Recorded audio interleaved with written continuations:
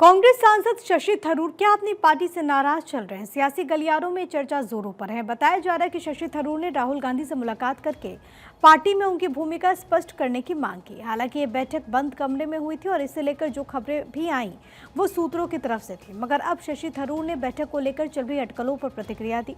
केरल के तिरुवनंतपुरम से सांसद थरूर ने साफ किया कि इस बैठक में सिर्फ 2 लोग मौजूद थे और इस दौरान हुई बातचीत पर वो कोई टिप्पणी नहीं करना चाहते।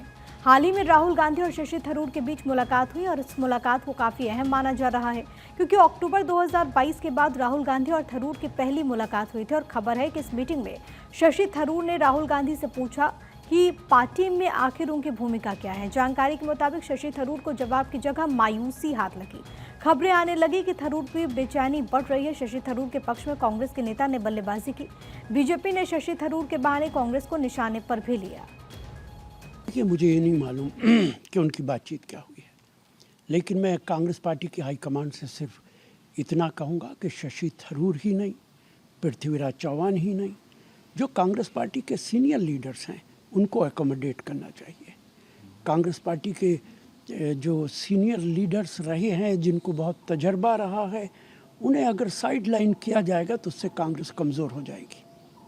कांग्रेस के अंदर ये बहुत बड़ी कमजोरी है। आज भी एक परिवार अपने आप को राजाओं की तरह पेश करता है। अपने कार्यकर्ताओं की उनकी नजरों में कोई वैल्यू नहीं है। वो सब दास्ता के परिधि में आते हैं।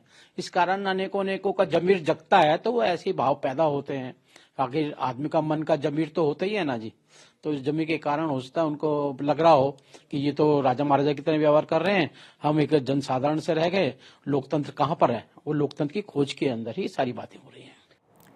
तो शशि थरूर 16 वर्षों से राजनीति में है, डिप्लोमैट रहे हैं। 2009 से कांग्रेस पार्टी के सांसद हैं। उन्होंने मनमोहन सिंह सरकार के दूसरे कार्यकाल में विदेश राज्य मंत्री और मानव संसाधन राज्य मंत्री का दायित्व भी संभाला। पार्टी उन्हें महत्वपूर्ण मुद्दों पर संसद में बोलने भी नहीं देती।